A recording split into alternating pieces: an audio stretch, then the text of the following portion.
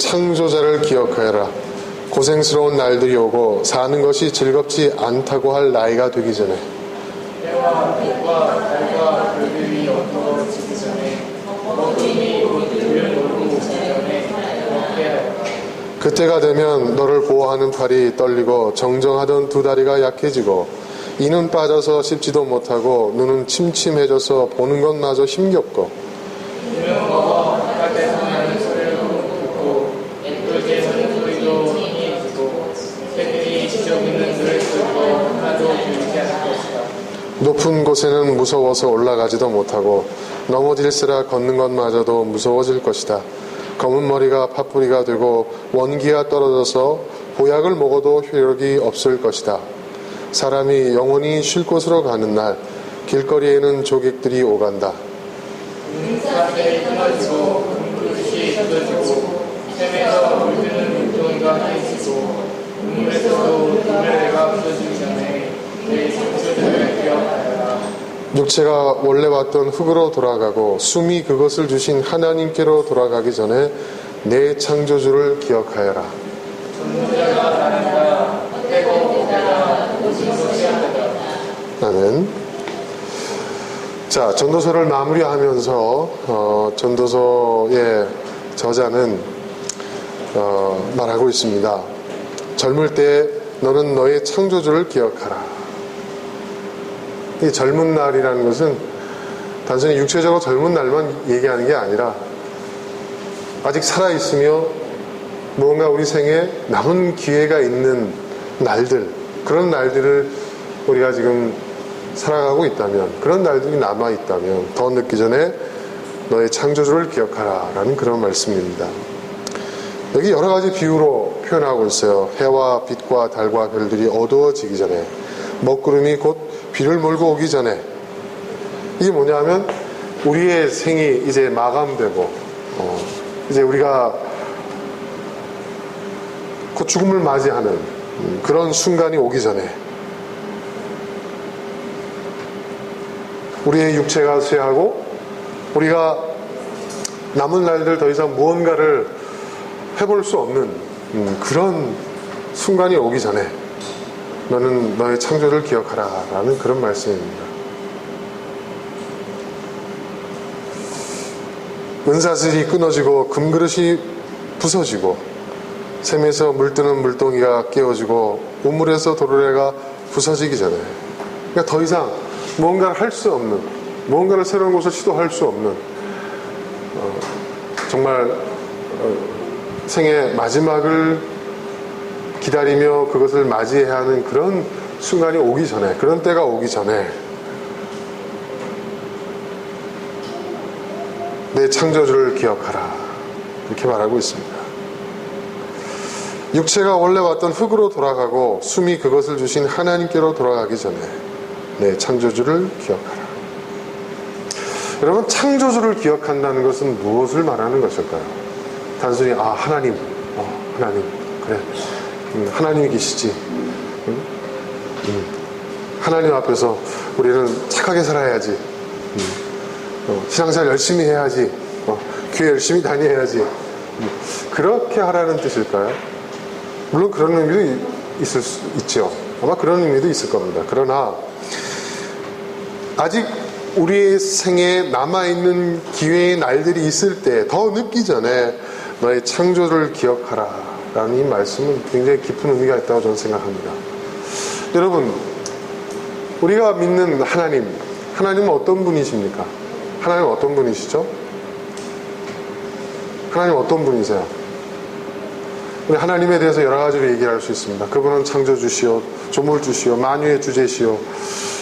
그분은 선과 지혜와 지식의 근본이시며, 뭐 여러 가지로 표현할 수 있어요. 근데 여러분, 굉장히 중요한, 우리가 이 창조주 하나님에 대해서 우리가 기억해야 할 중요한 것이 있어요. 그것은 뭘까요, 여러분? 창조주를 기억하라 라는 그 말씀의 핵심 포인트입니다. 창조주라는 것은 뭐예요? 너를 지으신, 너의 창조주라고 했죠. 너를 지으신 주님, 그러니까 우리 생에 우리가 살아갈 날들이 아직 남아있을 그때의 나를 지으신 분을 기억하라는 것은 무엇을 의미하는 걸까요? 단순히 하나님을 잘 믿고 신앙생활 열심히 하라 그런 의미가 아닙니다. 그 이상이에요. 하나님이 나를 지으신 그분, 너를 지으신 그분을 기억하라는 거예요. 여러분, 모든 창조에는 목적이 있고 의도가 있고 의미가 있고 가치가 있어요. 그렇죠, 여러분? 그렇지 않습니까? 우리가 무언가를 만들 때는 그것을 만드는 의도가 있는 거예요. 목적이 있는 거예요. 거기에 어떤 의미가 있는 거고 가치가 있는 거예요.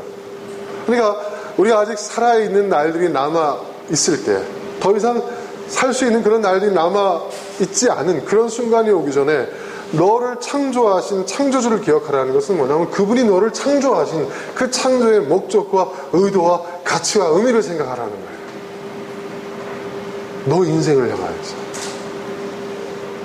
단순히 생존하는 게 아니에요. 인간의 목적은요, 단순히 생존하는 게 아니에요. 그냥 살아있는 거. 생존하는 게 목적이라고 한다면 우리가 다른 동물들과 차이가 있을까요? 그렇죠? 인간을 제외한 지구상의 모든 생명체는요, 다 생존을 위해 살아가고 있어요. 생존. 그렇죠? 근데 우리가 존재의 이유가, 존재의 가치가 그 생존 그 자체로만 끝나버린다고 한다면 여러분, 그렇지 않아요. 인간은 특별한 존재예요. 인간에게는요, 창조의 목적이 있어요. 창조의 의미가 있어요. 그러니까 이 말은 무슨 얘기냐? 우리 기독교 신앙에서 아주 중요한 그 핵심이 뭐냐? 우리는 우연한 존재가 아니라는 거예요. 우리는 의도된 존재라는 거예요. 우리는 만들어진, 하나님에 의해서 창조되어진, 근데 우리를 창조하신 그분의 창조의 의도가 있다는 거죠. 목적이 있다는 거죠. 그것이 내가 살아야 하는 이유요, 의미요, 가치라는 거예요. 그건 뭘까요? 그분의 영광을 돌리기 위해서. 그분의 영광을 돌린다는 건 뭘까요? 뭐 그런 얘기 말하잖아요. 인간이 사는 목적은 하나님께 영광을 돌리기 위해서. 그래서 다들 배워. 이 모든 영광을 하나님께 돌립니다. 뭐 이런 얘기들을 하잖아요. 하나님께 영광을 돌린다는 것은 뭐죠? 뭡니까, 여러분? 제가 전에 언젠가 한번 여러 차례 설교를 한 적이 있죠. 하나님께 영광 돌린다는 것은요, 뭔가 우리가 큰 업적을 이루어내가지고 그것을 이게 다 하나님이 내게 주신 것입니다 하고 하나님 덕택입니다. 이 말 한마디 하는 게 하나님께 영광 돌리는 게 아니에요. 그것도 영광 돌리는 게 될 수 있겠지만 하나님께 영광 돌린다는 것의 핵심은 뭐냐면 하나님의 하나님 되심이 드러나는 거예요. 그 말은 뭐냐? 내가 내 인생을 통해서 하나님께 영광을 돌린다는 것은 하나님이 나를 지으신, 나를 창조하신 그 목적, 그 의미, 그 가치가 드러난다는 거예요. 그러니까 그 말은 뭐냐? 바꿔 말하면 이건 꼭 종교적인 표현이 아니에요. 내가 헛된 삶을 사는 게 아니라 내가 의미 있고 가치 있는 삶을 사는 거예요. 내가 무언가 나의 존재의 목적과 존재의 이유가 드러나는 거예요. 그런 의미 있는 삶, 그런 의미 있는 삶을 사는 것 자체가 뭐예요? 나를 창조하신 하나님의 창조의 의도가 나타나는 것이고 그것 자체가 하나님께 영광 돌리는 거예요. 뭐 굳이 이 모든 영광을 하나님께 돌린다 이거 할 필요 없어요. 꼭 올림픽 메달리스트들만 무슨 유명한 예술가나 무슨 성공한 사람들만 할 수 있는 이야기가 아니에요. 소박한 삶을 살면서도 나의 삶이 보다 의미 있고 가치 있는 그런 삶, 단순히 그냥 살기 위해 사는 생존 그 자체로만 끝나는 게 아니라 그 이상의 무언가의 의미와 가치를 구현하는 그런 삶을 살아가는 것, 그것 자체가, 그런 삶을 살고 있다는 것 자체가 뭐냐? 하나님께 영광 돌리는 거예요.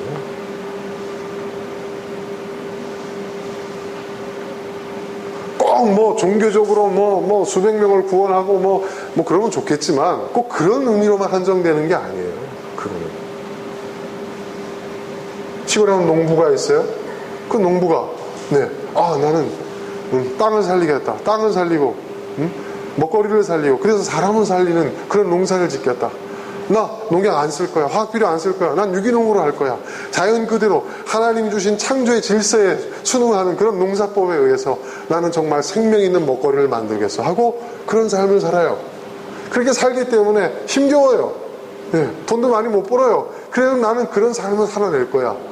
누가 알아주든 알아주지 않든 그런 삶을 산다면 그 사람은요, 자신의 존재의 가치를, 존재의 의미를 드러내는 사람이에요. 누가 알아주든 누가 몰라주든 그런 삶은 그렇게 살아간다는 그 자체만으로도 빛이 나고 하나님께 영광 돌리는 삶이에요. 그런 삶을 살아야 되는 거예요, 우리 인간은. 남이 알아주는 거는요, 남이 박수 쳐주는 것은요, 여러분 중요한 게 아니에요. 뭐 쳐주면 좋겠지만 안 쳐줘도 상관없어요. 쳐주나 안 쳐주나 나는 그런 삶을 살겠다. 이게 중요한 거예요. 그러니까 더 이상 우리가 아직 살아있는 날들이 남아있을 때 더 이상 살 수 없고 살아있는 날들이 남아있지 않은 그런 순간이 오기 전에, 더 늦기 전에 너는 너의 창조주를 기억하라는 말씀이 바로 그거예요. 우린 그런 삶을 살아야 돼요. 의미 있는 삶, 가치 있는 삶. 꼭 어떤 것이 의미 있고 어떤 것이 가치 있다라고 딱 규정 지을 수는 없어요. 그것은 우리 각자가 우리의 삶 속에서 찾아야 될 것들이죠. 그리고 우리가 이뤄나가야 할 것이에요. 저는 저대로, 여러분들은 그렇게 살아갈 때 그것이 바로 우리를 지으신 창조주를 기억하는 삶입니다. 8절에 전도자가 말한다. 헛되고 헛되다. 모든 것이 헛되다. 왜? 모든 것이 헛되기 때문에 영원한 것이 없어요. 그리고 나도 헛된 생으로 끝나기 이전에 헛되지 않는 삶을 살기 위해서 우리는 우리를 지으신 창조주를 기억하는 삶, 나의 존재의 의미와 그 가치를 이뤄내는, 그것을 추구하는 그런 삶을 더 늦기 전에 살아야 한다라는 그런 말씀입니다. 그런 저와 여러분이 될 수 있기를 주님으로 축원합니다.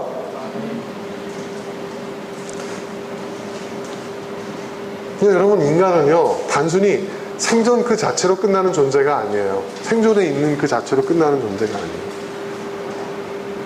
여러분, 왜 우리에게 도덕과 윤리, 어떤 영적인 가치, 어떤 그런 진리, 선과 악에 대한 구분, 이런 것들이 왜 우리에게 부여가 되는 것입니까? 단순히 생존 그 자체라고 한다면, 여러분 보세요. 정글 한번 보세요. 예, 그 동물의 왕국 보세요. 예, 그 어린 그 사슴이 물을 건너는데 악어가 탁 잡아가지고 먹어요. 예, 잔인하게. 그렇지만 그걸 보고, 야, 저 악어 저거 당장 잡아가지고 저거 무기징역 시켜야 돼. 이렇게 얘기하는 사람 없죠. 예? 사자가 영양을 잡아먹습니다. 야, 난폭한 사자, 저 평화로운 풀 뜯는 초식동물, 저 영양을 저렇게 잔인하게 잡아먹어? 저런 나쁜 놈, 저건 당장 총살이야. 이렇게 얘기합니까? 그렇지 않아요. 사람들은 그걸 받아들여요. 왜 받아들입니까? 사람이 아니니까. 동물들은 뭐예요? 거기에 어떤 도덕적인, 윤리적인 의식이 있습니까? 생존입니다. 그렇죠, 여러분?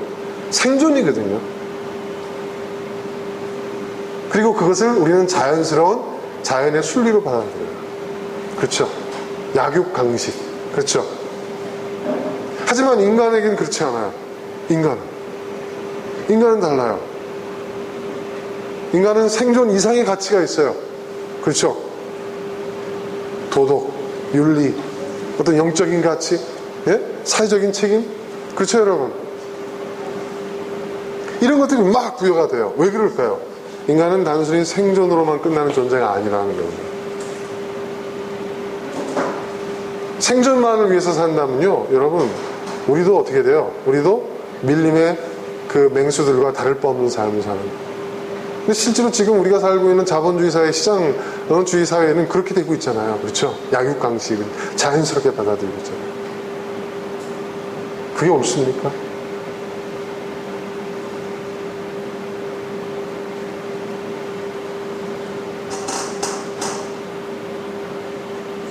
그렇습니다, 여러분. 우리는 생존 그 자체가 목적이 아니에요. 생존을 통해서 무언가를 이루어내야 돼요. 그것을 추구해야 돼요. 우리가 생존하는 것은 생존 그 자체를 목적으로 생존하는 게 아니라 그것은 헛된 거예요. 그렇죠? 헛되다고 얘기를 해요. 우리가 영원히 생존할 수 있는 게 아니에요. 우리가 생존하려고 발버둥 쳐도 더 이상 생존할 수 없는 그때가 와요. 우리의 숨이 멎는 그날. 우리의 육체가 쇠하는 그날. 생존을 위해서 치열하게 살아왔지만 그것이 전부라고 한다면 그거야말로 모든 것이 헛된 삶이 아니겠습니까? 우리는 무언가, 그 이상의 무언가를 추구하는 존재. 그래서 인간은 만물의 영장인 거예요. 그래서 인간은 하나님의 형상으로 지어진 존재인 거예요.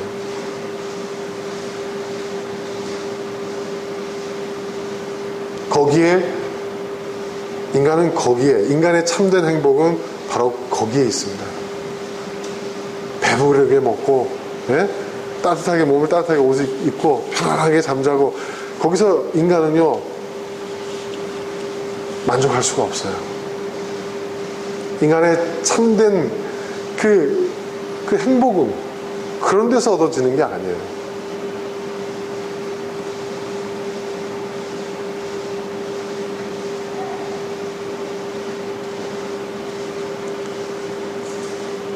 여러분, 더 늦기 전에 여러분을 창조하신 그분을 기억하는 삶을 사시기 바랍니다. 그런 우리 모두가 될 수 있기를 바랍니다. 자, 9절부터 14절까지 또 함께 읽어보도록 하겠습니다. 함께 한 절 한 절 교독합니다. 전도자는 지혜로운 사람이기에 백성에게 자기가 아는 지식을 가르쳤다. 그는 많은 잠언을 찾아내서 연구하고 정리하였다. 전도자는 기쁨을 주는 말을 찾으려고 힘썼으며 세계의 정의를 가르치는 말을 찾으며 그것을 함께 적어놨다. 지혜로운 사람의 말은 찌르는 채찍 같고 수집된 잠언은 잘 박힌 못과 같다. 이 모든 것은 모두 한 목자가 준 것이다. 한마디만 더하며 나야 알다 수신하였다. 책은 아무리 읽어도 끝이 없고 공부하는 것은 편하게 할 말은 다 하였다. 결론은 이것이다. 하나님을 두려워하여라. 그분이 주신 계명을 지켜라. 이것이 바로 사람이 해야 할 의무이다. 하나님은 모든 신을 심판하신다. 선한 것이든 악한 것이든 모든 무리를 다 심판하신다. 네. 9절과 10절은 이 전도서 기자가 이 전도서를 기록한 그 의도라고 할까요? 어떤 그 배경을 설명한 것이죠. 전도자는 지혜로운 사람이기에 백성에게 자기가 아는 지식을 가르쳤다는 거예요. 여러분, 이것이 아는 자의 책임입니다. 안다면, 알고 있다면 자기가 알고 있는 그 지혜를, 우리는 그 지식을, 그 진리를 우리는 나눠야 합니다. 여러분, 아는 자는 자기가 알고 있는 것을 남들에게 가르쳐줘야 합니다.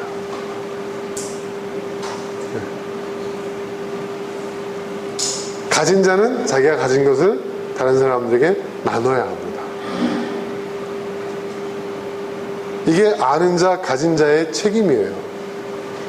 근데 아는 자는 자기만 알려고 해요.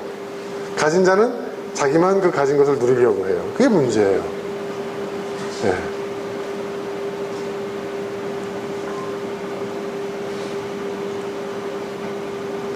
그는 많은 잠언을 찾아내서 연구하고 정리하였다.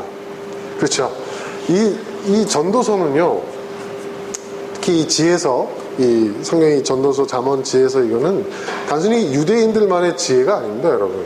그것은 고대 근동 지역에 있는 모든 지혜를 집대성한 거예요. 여러분 아시겠지만은 이 유대인들이 살고 있던 그 지역은 고대 문명이 꽃을 피웠던, 그렇죠, 문명의 발상지 가운데 한 곳입니다.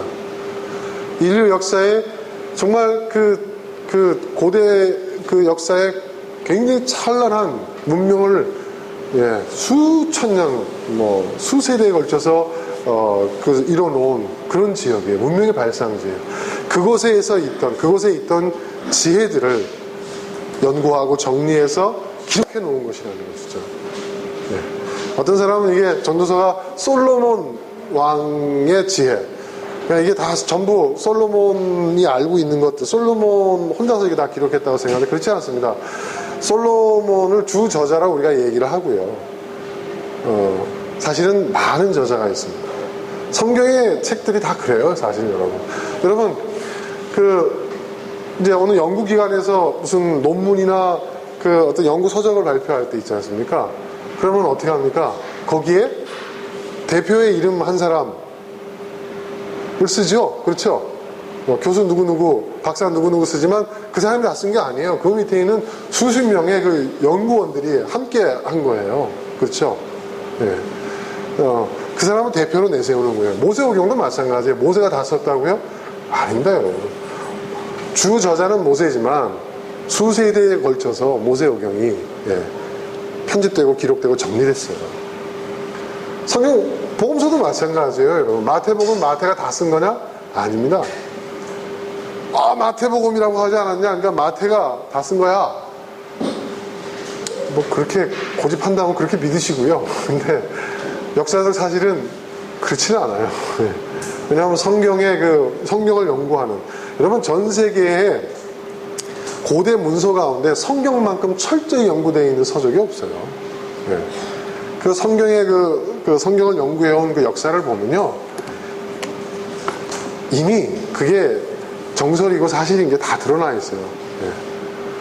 그러니까 그걸 뭐 자유주의 어쩌고저쩌고 하는데 그렇지 않아요. 사실, 역사적 사실을, 객관적 사실을 부정하면 그거 안 되죠. 그걸 인정해야죠. 그렇지 않습니까? 그렇지 않아요, 여러분? 네. 그걸 꼭 부정해야만 신앙 좋은 겁니까? 그건 아니라고 봐요. 네.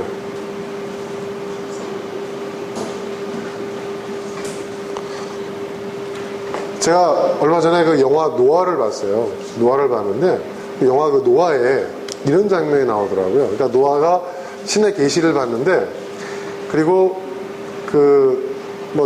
그러다가 이제 자기 자녀들에게 자기 조상으로부터 들린 이야기들을 구전합니다. 구전. 그게 고대 사람들이 이제 문자가 발명되기 이전에 후대에게 전하는 방식이었잖아요. 그 얘기를 하는데, 거기 보니까 물론 영화를 만든 사람, 그 감독의 상상력이 부여됐지만 저는 굉장한, 이 사람이 굉장히 공부를 많이 했구나. 이 영화를 준비를 정말 많이 했구나. 그래서 그 노아가 자녀들에게 그 창조의 그 시대를 쭉 설명하는데, 거기 보면 그 첫째 날, 둘째 날 뭘 지으시고 이 과정을 쭉 보면, 그리고 인간을 만드시는 그 과정 이렇게 영상에 설명되는데, 그게 진화론적으로 설명되어 있어요. 진화론적으로. 여러분, 진화도 하나님께서 세상을 창조하신 창조의 방법으로 볼 수 있을까요? 없을까요? 저는 얼마든지 볼 수 있다고 봅니다. 제가 얘기했죠? 첫째 날, 둘째 날, 셋째 날 할 때 이 날이 우리가 생각하고 있는 24시간 데이가 아니에요.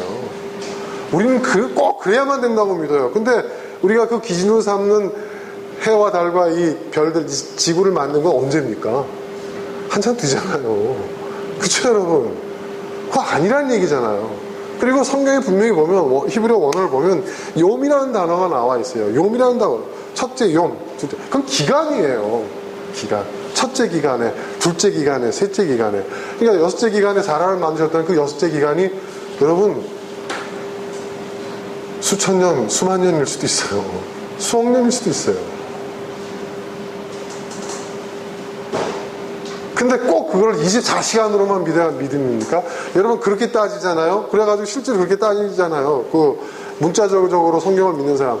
그렇게 해서 성경에 나와 있는 모든 날을 24시간을 기준으로 해가서 거슬러 올라가니까요. 하나님께서 창조하신 창조가 언제냐? 지금부터 6,000년 전이에요. 6,000년 전이에요. 6,000년 전. 여러분, 믿어지십니까? 6,000년 전이면 언제입니까, 여러분? 네? 네?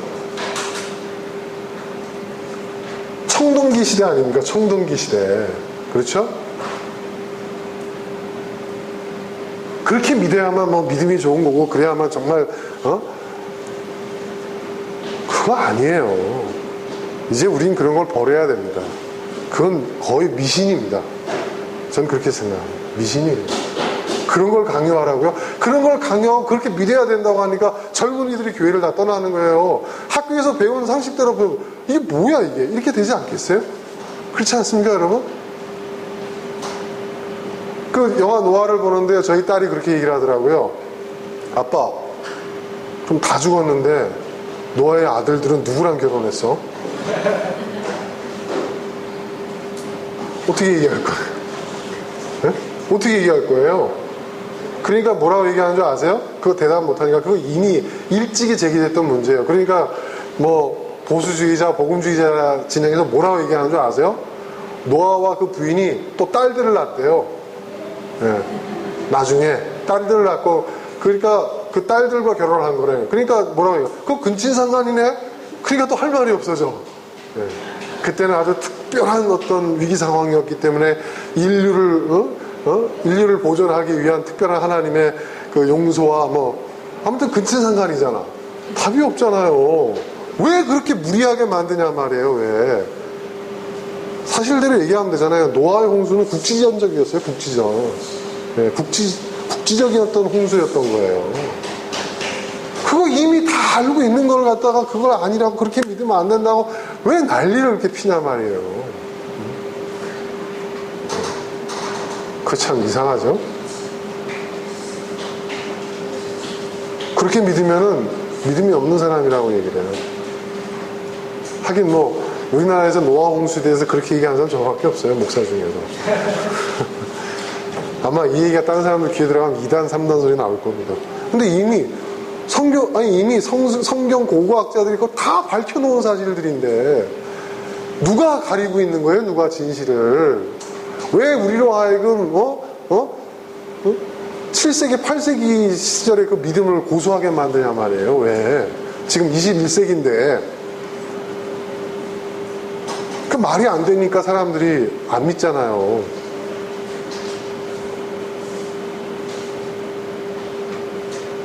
그러니까 여러분 이 전도서도 맞아요. 성경에 있는 모든 책들은요 수세대에 걸쳐서 편집되고 정리되어진 책이에요. 여러분 마태복음 신약 성경도요 그 쓰여진 바로 그날 이게 그 성경으로 인정된 거로 우리는 생각하잖아요. 그렇지 않아요. 수세기에 걸쳐서 이 책들이 편집되고 정리되어져서 완성된 거예요. 그리고 그 주 저자가 대표 저자가 된 거예요. 잠언, 전도서 다 마찬가지예요. 그러나 진짜 성경의 저자는 누구라고 얘기하죠? 우리가 하나님이라고 해요. 왜? 수많은 저자와 수세대에 걸쳐서 많은 사람들을 통해서 그런 역사적 사건과 사고와 또 사람들의 수많은 경험과 지혜와 그런 그 과정을 통해서 이 책이 만들어지게 하셨으니까. 그래서 바이블은 성경이라는 표현보다는 성서라고 표현을 해야 돼요. 성서. 성경은 뭐예요? 네? 성경은 뭐예요? 기독교에서 성경, 그러니까 제도적 종교에서 부르는 성경이고, 성서는 뭐예요? 역사적 기록, 인류의 기록. 네. 저는 그래서 우리가 성경으로 보기보다는 성서로 봐야 된다고 생각해요. 네. 제가 어디 가서 이런 얘기를 하니까 이런 얘기를 하시는 분들이 목사님, 그러면 목사님이 그런 입장에서 성경을 좀 한번 가르쳐 보세요. 사람들한테. 왜요? 사람들이 좋아할 것 같아요? 아니요, 그게 되나 안 되나 궁금해서요. 그런 얘기를 하더라고요.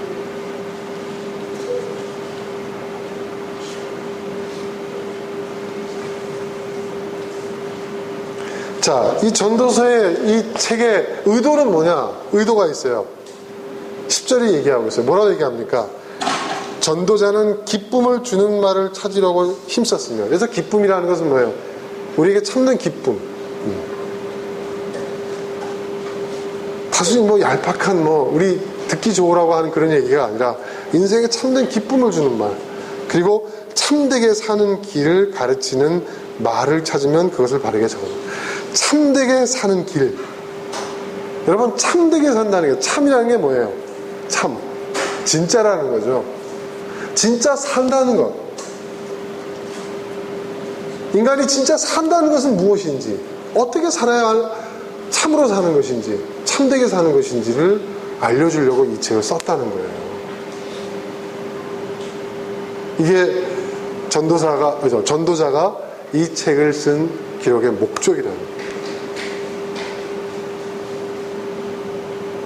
인생의 진정한 기쁨, 인생의 참된 행복, 그리고 정말 우리가 참되게 사는 길, 어떻게 살아야 참되게 살 수 있느냐, 이거를 우리에게 가르쳐 주려고, 우리에게 전달해 주려고 이 기록을 남겼다는 겁니다.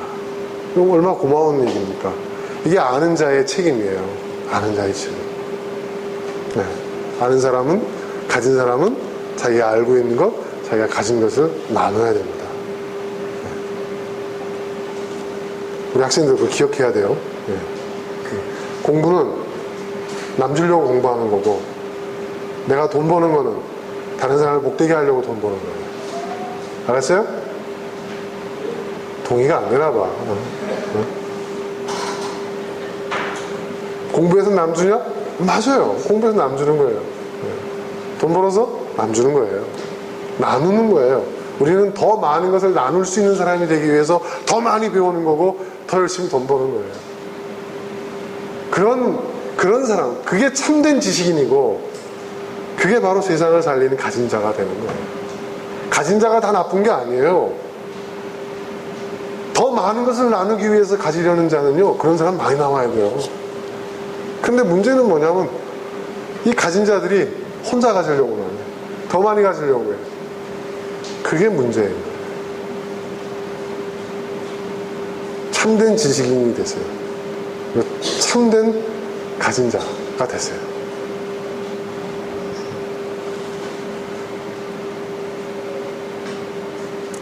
자, 11절, 지혜로운 사람의 말하는 찌르는 채찍 같고. 그렇죠, 여러분? 정직한 얘기라는 얘기죠. 네. 우리 인생에 참된 기쁨을 주고 참되게 사는 길을 가르치는 말인데, 우리 귀에 즐겁겠어요? 듣기에? 대강 살아. 하나님이 다 뭐 은혜로 다 해줄 거야. 네? 그냥 무조건 믿기만 해. 믿음! 믿습니다. 기도 열심히 해. 그럼 하나님 다 들어주셔. 이야, 그럼 얼마나 좋아요, 여러분. 네?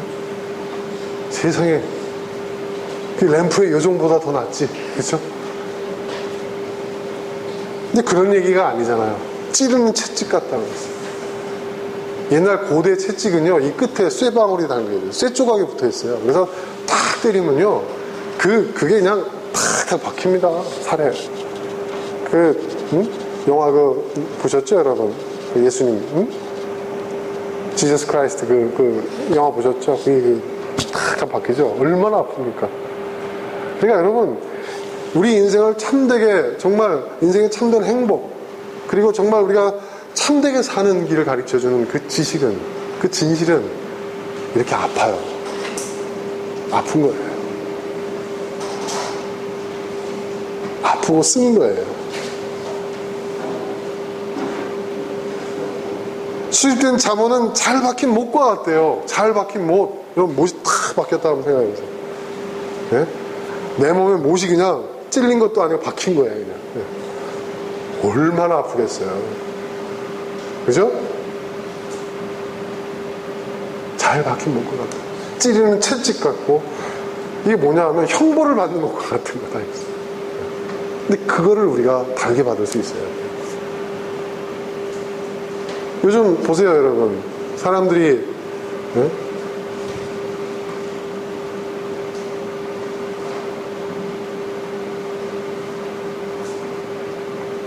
어디들 이렇게 몰려가요. 네? 이렇게 몰려가는데 보세요. 어느 분이 그런 얘기 하시더라고요. 제가 목사님 설교를 들을 때, 참, 교인이 몇 명 안 되죠? 저한테 대놓고 그렇게 얘기를 하더라고요. 교인들이 뭐라고 합니까? 네. 그럼 저는 그래요. 우리 교인들은 익숙해져가지고, 아, 그런 소리를 들으려고 와요? 이래요, 저한테. 그래서 제가 뭐라고 하더라고요. 오대요.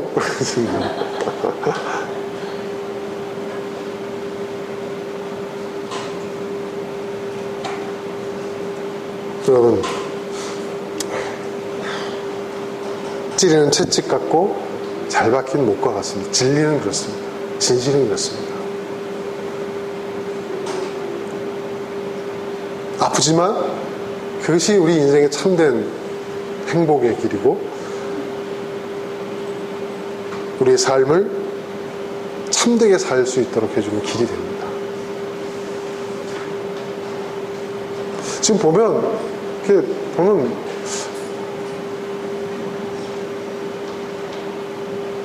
위로자들은 많은 것 같아요. 위로자. 우리에게 필요한 것이 과연 위로자일까요? 저는 그런 생각이 들어요. 지난번에 이제 교황이 오셔서 정말 약자들 위로하고 뭐 이렇게 갔어요. 많이 위로를 받았어요. 좋아 보여요. 그리고 그분 참 훌륭한 분이신 것 같아요. 그런데 문제는 뭐냐?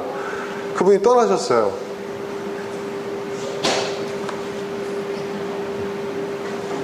왔다 갔다. 우리에게 필요한 것은 위로? 여러분, 하나님의 위로라는 것이 그런 걸까요? 하나님의 위로? 그 한나가 하나님의 위로를 기다리면서 밤낮 성전에서 금식했을 때 그 응답으로서 누가 오셨죠? 예수님이 오셨어요.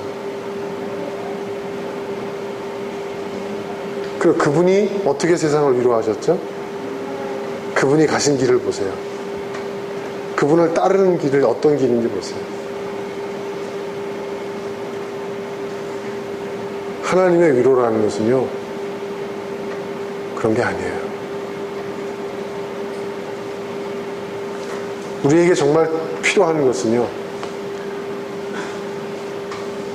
그런 게 아니에요. 찌르는 채찍 같고 잘 박힌 목과 같은 그런 위로가 필요합니다. 이 모든 것은 모두 한 목자가 준 것이다.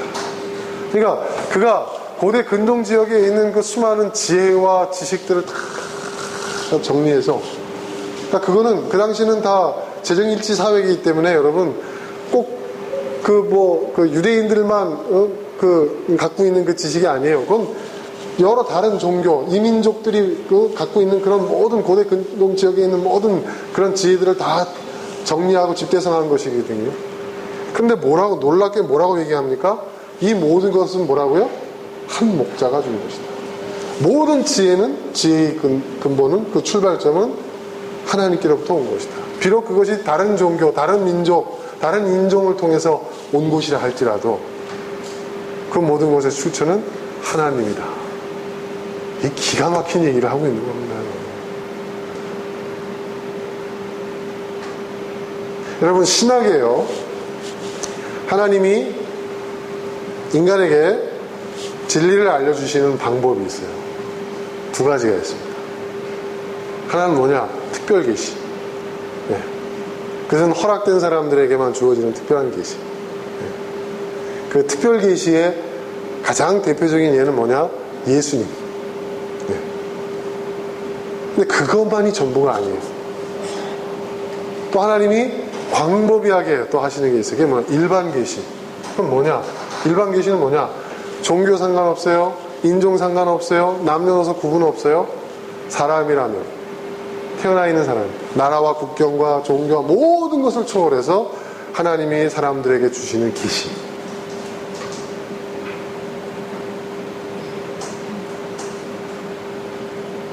근데 예전에는요, 이 일반 계시를 인정을 안 했어요. 천주교가. 네. 오직 구원은 교회만 있다. 이 얘기는 무슨 얘기냐? 교회는 뭐예요? 특별 계시. 네. 그러니까 일대 교황이 천주교에서는 뭐라고 하죠? 일대 교황이 베드로라고 하잖아요. 베드로에게 열쇠를 넘겨준다고 하잖아요. 그죠? 교황권, 일대 교황이 베드로예요. 교황은 뭐예요? 지금 뭐 천주교에서 교황 난리가 나죠. 왜 그런 줄 아세요? 그리스도의 대리자거든요. 네. 그 일대 교황이 베드로예요. 그러니까 특별 계시.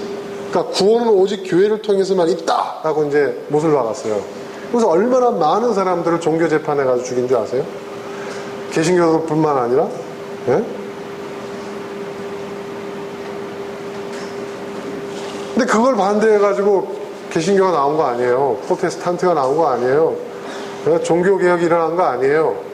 그래서 그때 그 교훈을 삼아서 천주교에서 일반 계시를 인정했어요, 이제. 그래서 천주교가 다른 종교와 교류가 많죠. 왜 그런 줄 아세요? 일반 계시를 인정하기 때문에. 그러니까 불교에도 하나님의 진리가 있다. 네. 이슬람에도 하나님의 진리가 있다. 그러니까 모두 다른 종교들과 어울리는 부분에 대해서 스스럼 없어요. 개방적이에요. 그런데 예전에 특별 계시만 인정했던 그 천주교, 그 로마 카톨릭 잘못됐던 그 중세 천년의 그 로마 카톨릭에 반대하고 뛰쳐나왔던 종교 개혁자들이 지금 와가지고 그 후예들이 지금 와가지고 똑같은 짓을 합니다. 구원은 교회밖에 구원은 없다. 그 누가 정한 거예요? 성경 어디 있어요? 성경 어디에 있어요?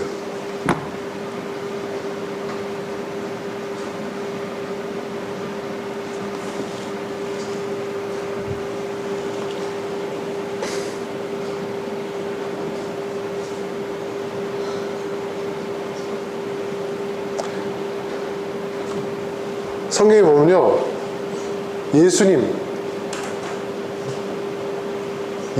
안에서 누구든지 구원을 얻을 수 있다 그랬죠. 네? 저를 믿으면 누구든지. 그러니까 저를 믿는다는 것이 교회에 꼭 등록하는 교인이 돼야 된다는 그걸 의미하는 걸까요? 그러니까 믿는다는 게 뭘까요? 교회 다니는 게 믿는 걸까요? 아닙니다, 여러분. 그건 종교생활이죠. 진짜 믿는다는 것은요, 교회 다니고 안 다니고 그게 중요한 게 아니에요.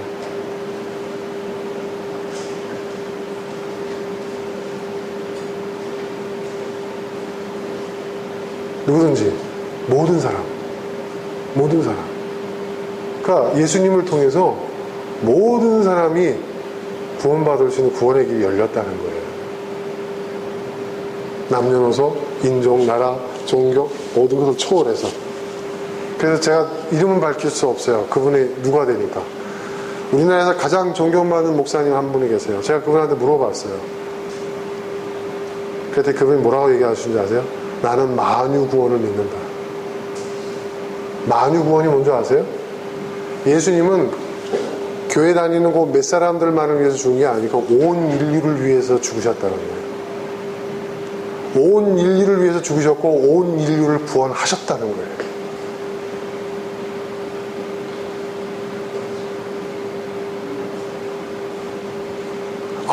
목사님. 그러면 목사님 그 큰 교회에서 그 목회하실 때 그걸 좀 가르치시셨어요. 나도 살아야 되잖아. 웃으시면서 그런 얘기를 하시더라고요. 그리고 신학교에 와서는 이제 석자 교수가 되셨거든요. 신학교에 와서는 그분 그렇게 가르쳤어요. 그럼 이제 우리는 우스갯소리로 그러냐. 그럼 우리는 어쩌란 말입니까? 우리도 그렇게 가르쳐야 되는데. 하나님의 지혜를 구해. 이러시더라고요.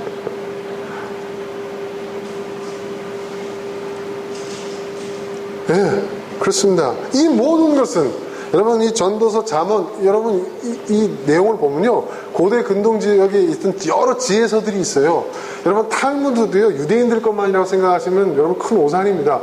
유대인들이 편집해 놓은 책이 탈무드고요. 그 외에도요 여러분 중동의 여러 민족들이 써놓은 지혜서들이 있어요. 보세요 여러분. 놀랄 만큼 똑같습니다. 제가 얘기했죠. 코란경이 모세오경과 코란의 그 상반부가 거의 같아요. 거의. 여러분 고대 근동 지역에 있는 종교서적들, 지혜서들, 철학서적들, 수많은 문학작품들 보면요 성경의 내용과 거의 같은 부분, 중복되는 부분들이 엄청나게 많습니다. 그건 왜 얘기 안 하는지.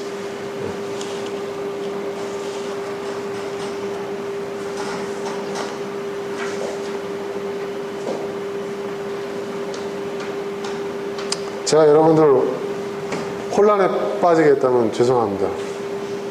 난 그거 받아들일 수가 없어요. 아니, 그 믿던 대로 믿으십시오. 하지만 보세요 여러분. 예? 지혜로운 사람의 말은 찌르는 찻집 같고 예? 잘 박힌 목과 같다고 하지 않았습니까? 저는 여러분들에게 진실을 전하는 겁니다.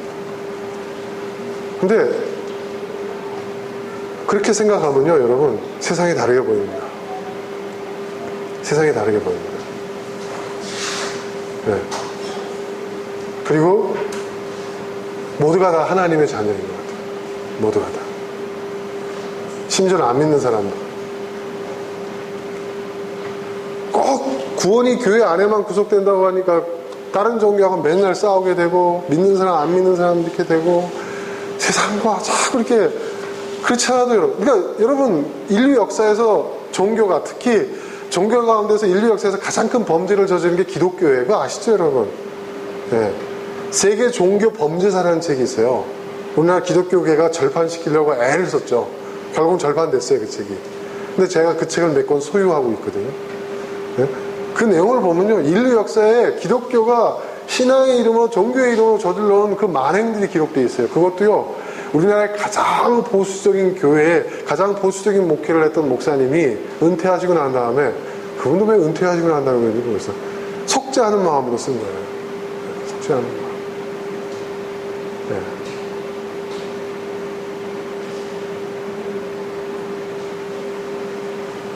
여러분, 청교도들이, 우리가 알고 있기는 청교도들이 여러분 인디안들하고 절대 그렇지 않습니다. 학살을 했어요. 대학살.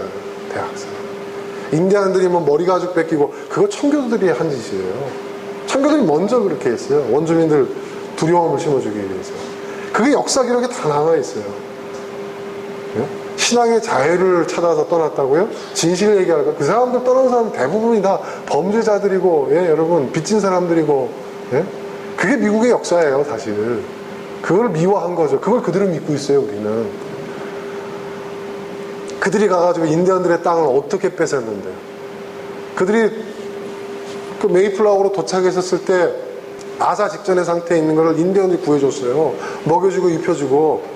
예? 그래서 그 사람들이 겨울을 무사히 넘겼고, 그리고 자신들이 이제 다시 힘을 차리고 회복될 수 있었는데, 제일 먼저 한 게 뭐예요? 그들을 죽여버리고 그들의 땅과 그들의 농작물을 빼앗은 것이었거든요.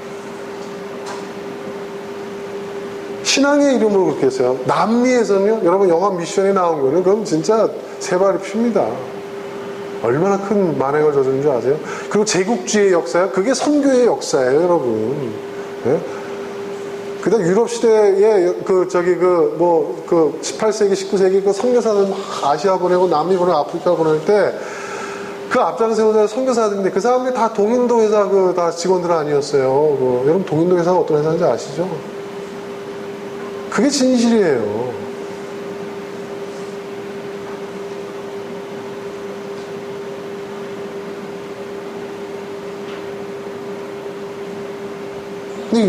근데 우리 한국은 좀 희한한 민족이에요. 어떤 면에서 희한하냐? 그러니까 여러분 지금 전 세계적으로 보면 특히 아시아 쪽이나 남미 쪽에 보면 기독교가 계속 지금 선교가 안 되잖아요. 안 돼요, 여러분. 지금 그리고 이슬람이 계속 번져나가요.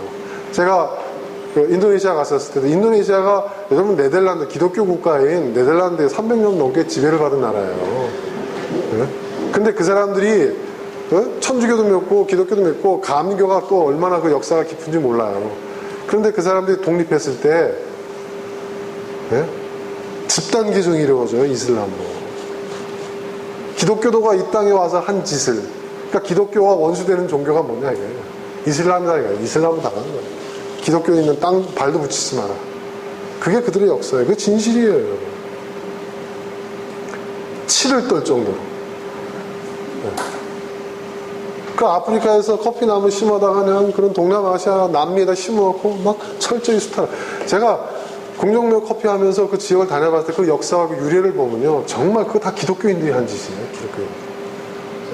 신앙을 앞세워서.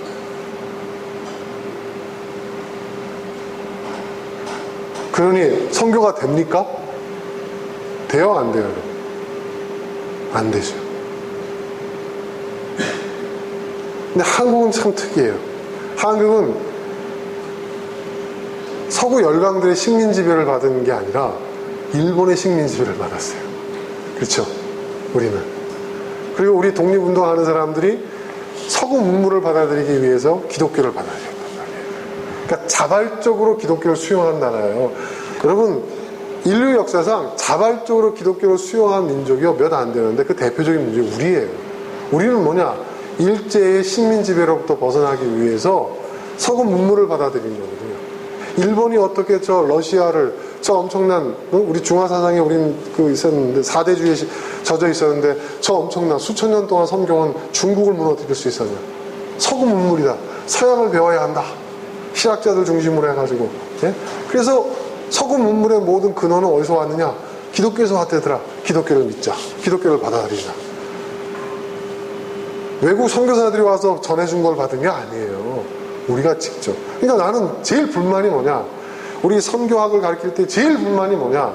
제가 책을 보니까 우리나라의 선각자들 가운데서 먼저 자기 발 스스로 중국이나 일본을 가서 서구 문물을 받아들이는 가운데 성경을 들여오고 스스로 기독교인이 되고 그래서 그 기독교의 가르침을 한국에 스스로 갖고 들어온 사람들이 있는데 그 사람들 역사는 싹 없어버리고 뭐 영국에 누가 왔고 미국에 누가 왔고 뭐 어디서 누가 왔고 왜 외국 선교사들이 들어와서 가르친 거 전한 것만 가르치냐 말이에요. 사실 그 사람들 한 것도 별로 없어요. 오는 족족히 흥선대원을 다 죽였으니까. 왜 그 역사, 우리가 자주적으로 그 기독교의 복음을 수용한 그 역사는 왜 우리 스스로가 그 가치를 모르냐 말이에요. 세계 선교사에서 유례가 없는 세계 선교학자들이 놀라는 이유가 바로 그거거든요. 딴 게 아니에요, 여러분. 자주적인 이런 일이 없거든요.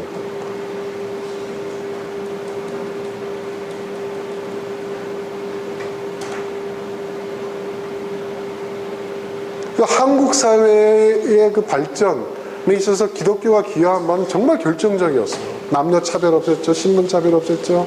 예?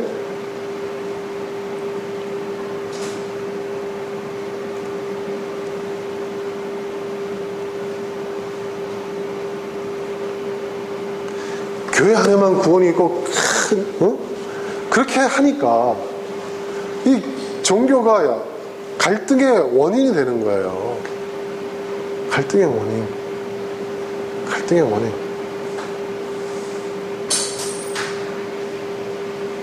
왜 그러냐 말이에요. 다 형제 자매라고 생각하십시오, 여러분. 다.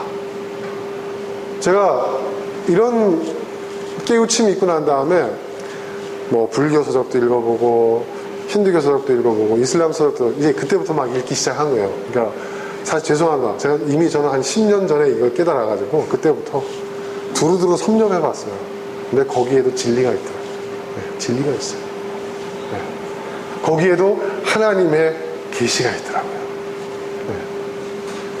그게 뭐 부처님의 말씀으로 모하메드의 뭐 말씀을 하지만 저는 그 안에 담겨져 있는 하나님의 음성을 들을 수가 있었어요.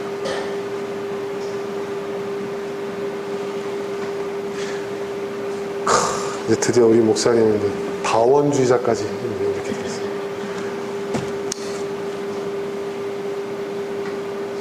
이 모든 것은 모두 한 목자가 준 것이다 이렇게 얘기하잖아요. 이 모든 것은.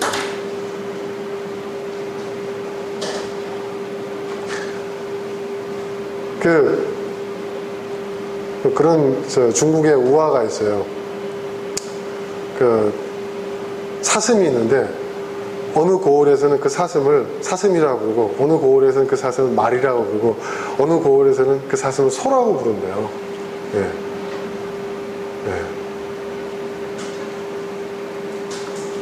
그러니까 맨날 그거 갖고 지네가 싸운다는 거예요. 사슴 몇 마리 잡았네, 말 몇 마리 잡았네, 소 몇 마리 잡았네.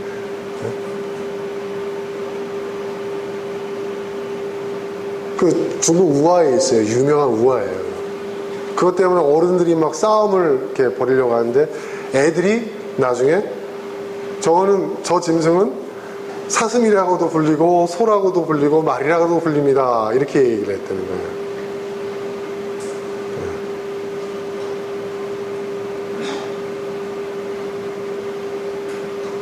저는 그 우화가 전해주는 그 지혜를 우리가 좀 귀를 기울일 필요가 좀 있지 않나 이런 생각이 듭니다. 거기까지 얘기하겠습니다. 더 나가면. 자, 12절. 한마디만 더하마 나의 아이들아 조심하여라. 최근에 아무리 읽어도 끝이 없고 공부만 하는 것은 몸을 피곤하게 한다. 아멘. 우리 학생들 아멘. 드디어 성경에서 정말 필요한 말씀이 나왔어. 그지?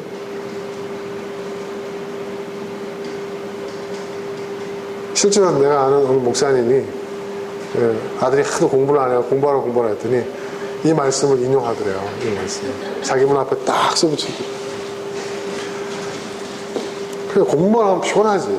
근데 공부 안 하는 애들이 가끔가다 공부하면 이제 또 피곤해지지. 안 하던 짓을 하니까. 근데 여기 있는 말씀이 어떤 뜻일까? 나의 아이들아. 이 아이들이라는 것은 애들 얘기하는 게 아니라 이 책을, 이 전도서를 읽고 있는 모든 사람들. 나의 아이들. 그 가르침을 받고 있는 모든 사람들. 제자들이라고 생각하고 얘기하는 거야. 나의 아이들아. 나의 제자들아. 이 책을 읽고 있는 모든 독자들아. 조심하여라. 책은 아무리 읽어도 끝이 없고 공부만 하는 것은 몸을 피곤하게 한다. 이 말씀은 뭐예요? 공부 많이 하지 마라. 몸 피곤하니까 건강을 해칠 정도로 공부하지 마라. 이 얘기가 아닙니다. 아쉽게도. 이게 무슨 얘기냐? 여러분, 우리는 책은 배움이 아주 중요한 수단입니다. 책을 통해서 우리는 지혜와 지식을 얻을 수 있습니다. 그러나 여러분, 책을 읽는다고 해서, 지혜와 지식이 담겨져 있는 책을 읽는다고 해서 지혜로운 사람이 되는 건 아니에요. 그죠? 그렇죠, 여러분? 네. 여러분, 그 어떤 병법서가 있어요. 병법서를 아무리 읽어도 여러분 훌륭한 전략가가 되는 건 별개의 문제예요. 그렇죠? 저 같은 사람은요, 책을 먼저 읽어야 돼요. 그래야 뭘 할 수 있어요. 자전거 하나 타는 것도요, 먼저 자전거에 관련된 이론 서적을 봐야 돼요. 저는. 네. 네. 저는 그래요. 네. 아, 그렇구나. 산에서 자전거를 타고 내려올 때는 커브를 틀 때마다 몸을 반대로 힘의 중심을 이동해야 되는구나. 그때는 각도가 이런 거 있잖아요. 이런 것을 저는 봐야 그 다음 단계로 넘어갈 수 있는 사람이에요. 근데 이론을 딱 무장하고 갑니다. 딱 가요. 내려가요. 아, 그래. 이제 왼쪽으로 돌아. 그럼 반대로 오른쪽으로 체중의 3분의 1을 싣고, 허리는 15도 각도로 숙인다. 그러다가 넘어졌어요. 몇 번을 해도 넘어져요. 여기서 우리는 또 배워야 될 게 뭐냐. 이론에 불과할 뿐이라는 거죠. 난 정확하게 했단 말이야, 나는. 왜 이러지? 체형이 다르고, 자전거 크기가 다르고, 또 언덕에서 내려오는 속도가 다르고, 그리고 커브 트는 그 도로의 각도가 다른데, 그게 같을 수 있겠어요? 네? 그렇죠? 대강, 이렇게 하는구나, 라는 요령을 터득해야지. 그렇죠?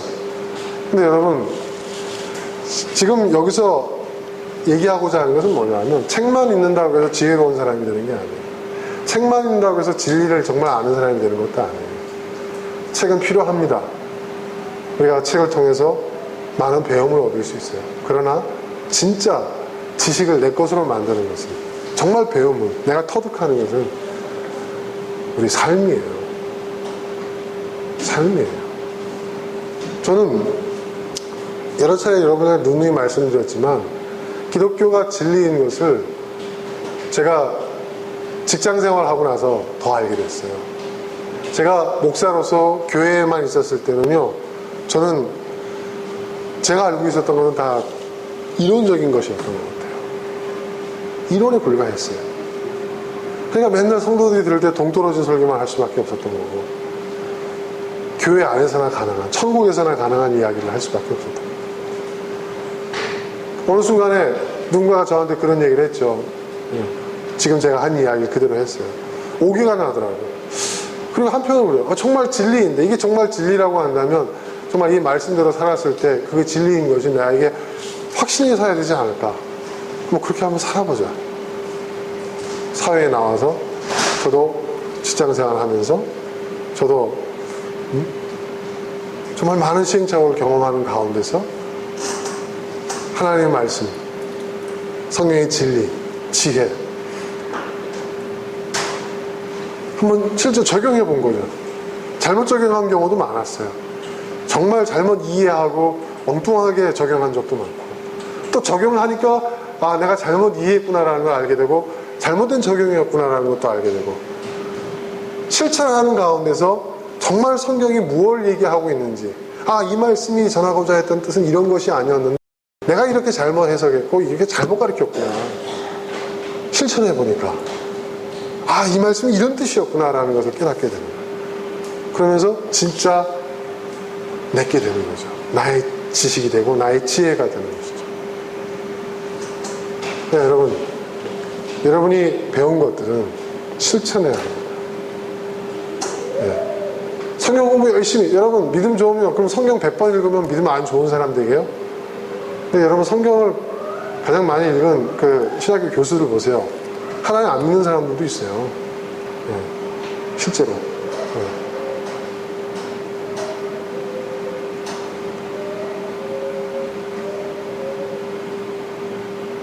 아무리 읽어도 그 책에 있는 내용을 내가 다 안다 할지라도 그게 정말 내게 되는 게 아니에요.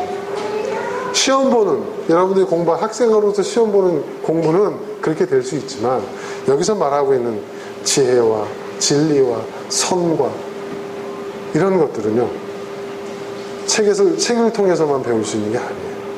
그걸 얘기하고 있는 겁니다. 성경도 마찬가지예요, 여러분. 성경의 말씀이 이러하다. 아, 아멘. 믿습니다. 이거로 끝나는 게 아니에요. 아멘 믿습니다 하면요, 그걸 내 생활에 실천해 봐야 돼요. 이거 아닌데? 뭐가 잘못됐지? 어디서 잘못됐지? 다시 점검해보고. 그런 과정에서 아, 이거였구나. 하나님의 말씀이 말하고자 했던 것이 이런 거였구나. 이거였구나. 이런 것들을 깨닫게 되는 거예요. 이런 것이 정말 필요한 거예요. 자, 이제 결론입니다. 13절과 14절. 할 말은 다 하였다. 예. 할 말 다 했대요. 할 말 다 하고 사는 건 얼마나 부러운 일입니까? 할 말 다 했답니다. 근데 여기서 할 말이라는 것은 하고 싶은 말을 얘기해요. 해야 할 말을 다 했다는 얘기겠죠. 결론은 이것이다. 아, 결론까지 내려져요. 이 전도서 모든 그 내용들의 결론, 그걸 한마디로 결론 맺자면 이것입니다. 하나님을 두려워하여라. 그러니까 두려움이라는 것은 여러분, 제가 얘기했죠. 벌벌 떨고 무서워. 하나님 무서워. 내가 나쁜 짓 하면 벌 받아. 이런 의미에서 두려움을 얘기하는 게 아니라고 그랬죠. 성경에서 말하는 두려움이라는 것은 그런 거예요. 뭐냐면 의식하는 거예요. 하나님을 의식하는 거예요. 하나님을 의식하는 거예요. 하나님을 기억하는 거예요. 그리고 그분이 주신 계명을 지켜라. 사람으로서 해야 할 일과 사람으로서 해서는 안 된 일, 그 계명을 지키라는 거예요. 이것이 사람이 해야 할 의무이다. 사람이 해야 할 의무이다. 사람으로서 반드시 지켜야 할 법이다. 이런 표현이라기보다는 사람이 사람답게 되는 길이다. 저는 그렇게 보고 싶습니다. 14절, 하나님은 모든 행위를 심판하신다. 선한 것이든 악한 것이든 모든 은밀한 일을 다 심판하신다. 선해 보이는 일이든 악해 보이는 일이든 하나님은 모든 은밀한, 그 안에 있는 그 내용, 그 동기, 그 이면에 감춰져 있는 그 모든 것을 다 아시고 심판하신다. 심판이라는 것은 뭡니까? 책임이죠. 우리가 어떤 일을 하든 그 일에 대한 책임을 지게 하신다는 거예요. 하나님은 그런 분이시라는 거예요. 그러니까 여러분, 하나님은요, 선한 자에게는요, 좋으신 분이세요. 근데 악한 자에게는요, 정말 무서운 분이세요. 누군가에게는 복음이 될 수도 있지만 누군가에게는 정말 큰 화가 될 수도 있겠죠. 하나님은 그런 분이라는 거죠. 그러니 우리가 어떻게 살아야 되겠냐는 거예요.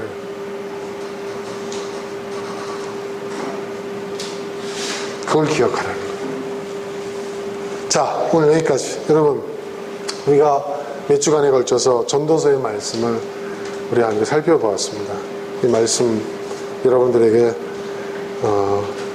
어떻게 와닿았는지 모르겠지만 저는 이 전도서 강해하면서 정말 많은 깨달음이 있었고 도전이 있었고 저에게는 큰 은혜가 있었습니다.